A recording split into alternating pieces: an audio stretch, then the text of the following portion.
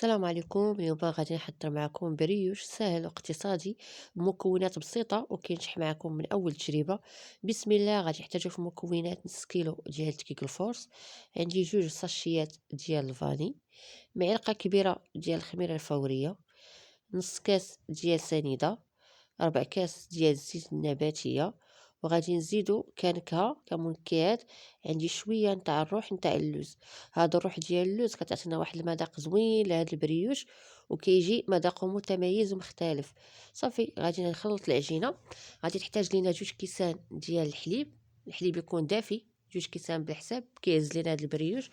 صافي غادي نعجنهم في العجانة وغادي نخلي العجينة حتى تخمر لينا ويتضاعف الحجم نتاعها، وغادي نخرجوا منها داك الهواء.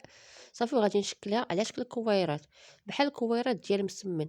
غادي نشد كل كريه، غادي نسرحها غير شويه كيف ما كتشوفوا في الفيديو، وغادي ندير في وسطها شويه نتاع الشوكولاط وغادي نجمعها.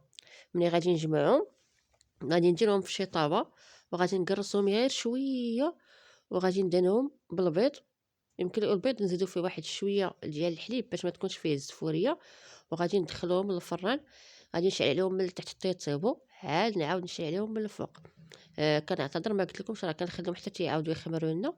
صافي بالنسبه اللي بغيت تزينهم باللوز ايفيلي، ملي كندهنوهم بالبيض كنديروا عليهم مباشره اللوز ايفيلي وندخلهم للفران.